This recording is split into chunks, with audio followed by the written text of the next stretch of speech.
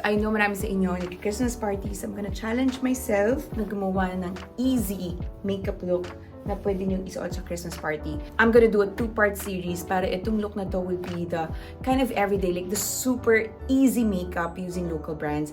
As always, kailangan malinis yung face and away yung hair. Ito yung pet peeve ko kapag nag-aayos ako na merong harang sa mukha ko. It's the worst feeling for me. Next up is primer. We're gonna be using this one. This is from Get Ready With Me. Ito yung kanilang jelly primer that is hydrating and moisturizing. Ito yung gagamitin nyo para mag-last talaga yung makeup. And for me, a good hydrating primer is key para hindi sobrang mag-dry naman ang inyong face.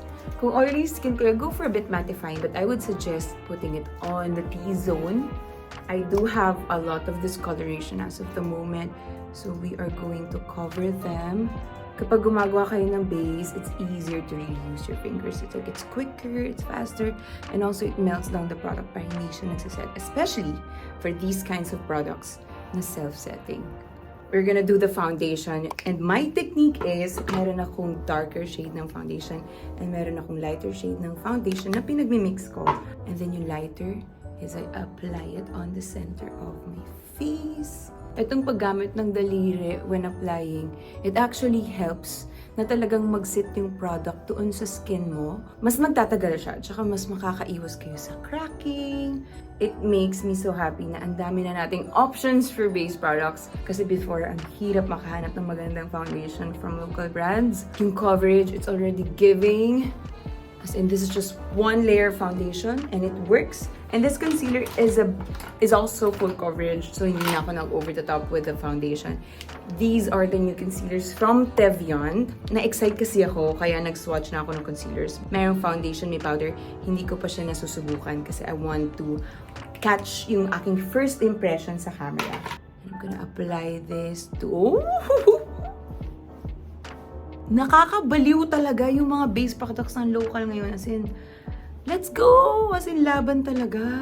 Etong concealer na to, may pagka-creamy, but it sets nicely. You just have to wait para mag-set siya, but ang maganda doon, you have time to blend it. Gagawa ako ng review, maybe on TikTok, so follow me on TikTok. Lahat ng mga nagugustuhan kong products, like ko namang sinasama sa tutorials ko, magko-contour na tayo with Get Ready With Me's Radiance Tint as well na dark. Naglalagay ako dito at the back of my hand kasi this is pigmented. So kapag nasosobrahan, kapag dinidiretso nyo sa inyong ilong, sa balat ninyo, pwede siya maging muddy. So ako nalalagay ko lang siya and then I use a brush. So I start with my nose, then inner corner of my eyes, then tsaka ko siya kinoconnect. Para yung natitirang product lang sa brush, yun lang yung magpapakulay. I understand na may mga girlies out there na gusto yung natural look. Yung application na ginagawa ko is for sure kayang-kaya nyo. Let's set everything with powder. Gagamit ako ng Lucky Beauty shades. You know what it is. You know what to do. The lighter shade goes inside. And then the darker shade, mag-work siya as kind of a bronzer. I-apply ko naman siya on the outer parts of my face. May bagong product yung Get Ready With Me, the brow pen, but when I swatched it, it can be a bit darker pa sa brows, so i-reserve ko siya as our eyeliner. But I'm gonna go back to my trusty Strokes brow pen. Ang sarap niya gamitin. And naturally, you'll just have to follow yung inyong brow shape. Pero yung strokes niya, like, pataas. So when you are using this, kailangan may spoolie. And just in case, kunyari ganyan, dark naman pala. Hindi. Don't worry, kasi yung spoolie kind of diffuse the color. You can just, alam mo yun, like, side by side, and then up. So yung, a bit of the darkness will just serve like as an illusion na bushier brows, like feathery brows. Let me know in the comments kung hanggang ngayon nahirapan kayo sa brows. Ano ba yung challenge pagdating sa brows? Don't forget to hydrate as well. Also, magandang preparation sa makeup is by hydrating your skin. I-move ko lang kasi parang nagpipeek through yung sun. Ang ating light ngayon ay naturally yung araw. Yan. Maganda talagang mag-prep kayo ng internal din. Like, mag-hydrate kayo para lumalamig pati yung katawan nyo para hindi naiinitan yung inyong mukha. para hindi kayo madaling mag-foil up. So next, ito yung sinasabi ko na get ready with me brow pens nila na bago, but it is a bit dark for me, so I'm gonna use this as my eyeliner. This is the easy part. Kung ano mang matipuan yung shade, just use the tip. Oh, I think this is the black one. Let's go for a bit brown. And then dun sa tail, just have to wing it. This is just to give yourself a bit of a cat eye. Then use your finger para medyo mag-smudge ng konti. Oof. Pinabuksan ko lang yung blinds kasi sa sunset na. We are prepping the lashes for falsies. And yes, kinacurl ko muna yung lashes ko all the time. That's because gusto ko maganda yung kapit ng falsies sa real lashes ko. Kasi pag hindi ko siya ginawa, then pa-dive down lang yung lashes ko. And then I'm gonna put mascara. This is from BLK. This is nice kasi you can see the lengthening sa aking kakapiranggot na lashes. Lashes from Fabulash. Huwag na kayong matakot. Kunin nyo na yung pinaka-vava-voom. Yung talagang, wow, lashes. Again, gusto nga natin siyang makita. Kasi yun nga yung magsaserve na as yung accent sa mata natin. Wala man tayong eyeshadow, minimal eyes. But with lashes, you're like, oh, where's the Christmas party? Gumamit kayo ng trusty glue. This is from Nippon. Kahit ilang, all I do is win, win, win no matter what sa Christmas party. Kung may performance kayo sa office, kung may performance kayo sa school, why not? Pero kung school, kung mga bagets talaga, syempre, I would suggest na less dramatic than yung gantong lashes kasi sobrang, ano naman to, over the top. Perfect! We are back with more sun. Idikit talaga closest to the lash line as possible. Shook. Shook. Perfection. Tapos habang basa pa yan, idikit nyo na yung totoo yung lashes with the base. Kapag nagpapatuyo ako ng lash glue, marami akong like minumultitask na.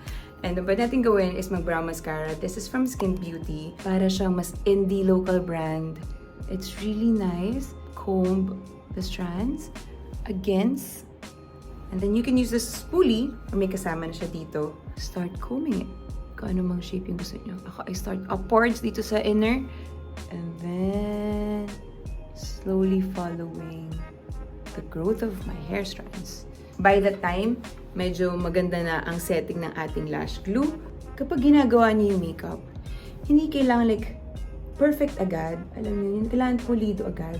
As you do your makeup, makikita niyo pa na parang, sa makeup look na to or sa eye makeup look na to, mas bagay pala yung ganitong kilay na shape or mas bagay pala yung ganitong shade. So just do whatever you can kahit hindi siya sobrang pulido. But neatly naman, di ba? Para maganda yung lapat ng ibang makeup.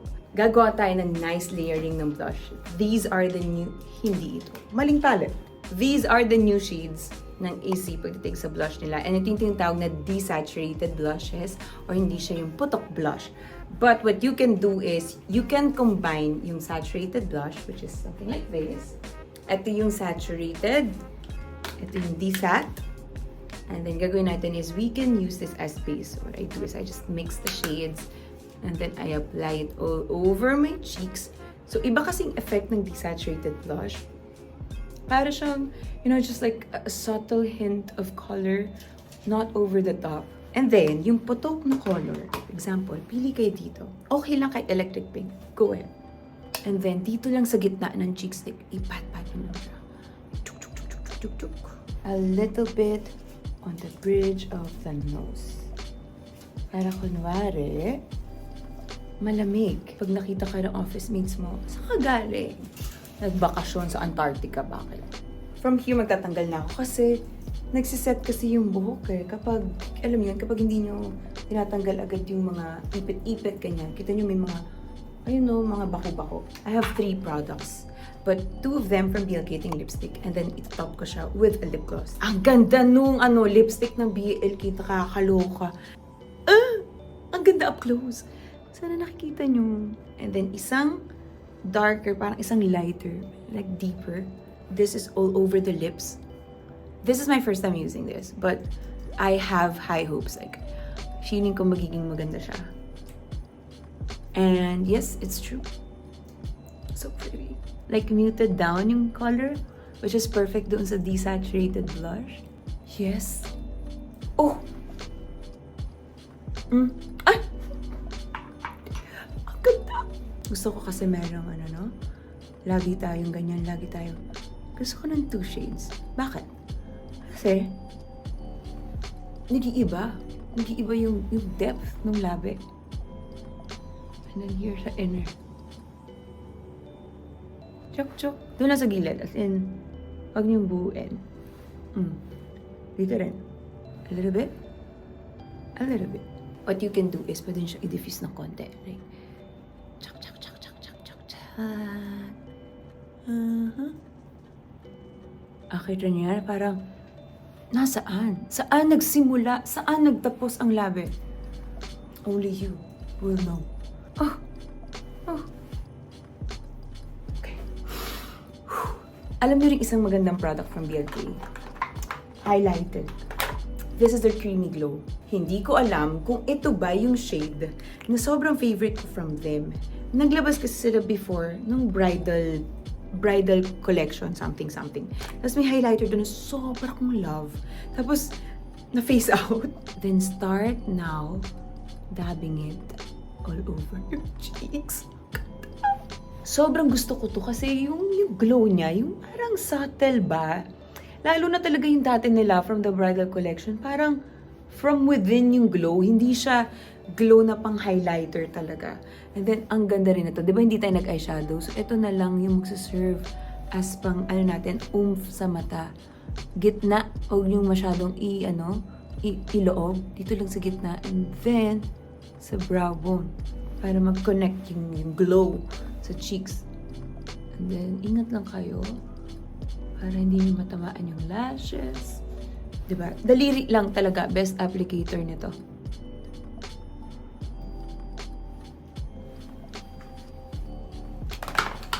Girl. And then let's top it off with the lip gloss from Lucky Beauty. I love this kasi meron siyang glitters. Tapos lagay nyo lang siya at the back of your hand. Use your finger and just top off yung sa gitna. Ooh. Ito yung mga times na okay, tingin kayo sa camera and then parang, ano yung kulang? Ano yung pwede kong madagdag? Dito na tayo magsisimula sa finishing touches. Ianuhin yung gaps ng eyeliner. So ano pa yung kulang, pwede na natin siyang idagdag para masunod nyo kung anong shape ng mata yung pwede nyong gawin o yung gusto nyong ma-achieve. Since nandun yung lashes, alam nyo na kung saan yung iting strand, di ba? Lagyan nyo lang siya ng kasunod. That easy.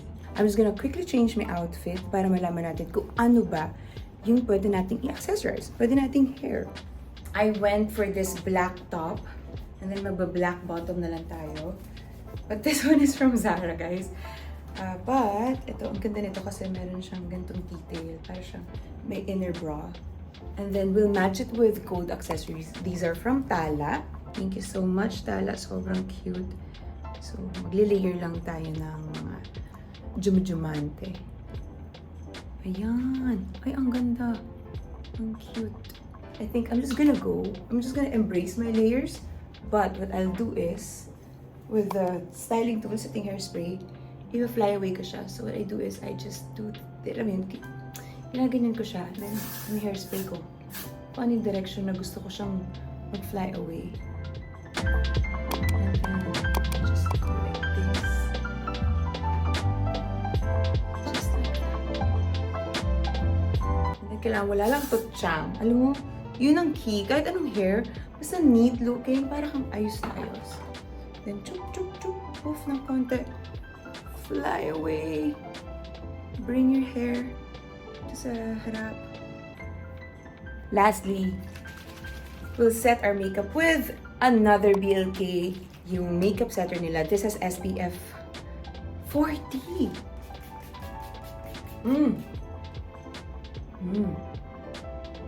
Fresh. Ooh, ang sarap. We're ready to go sa Christmas party. I hope you enjoy. And stay tuned sa part 2 where I will do a much bolder makeup look sa mga rar girlies out there. Thank you so much for watching and I'll see you on the next one.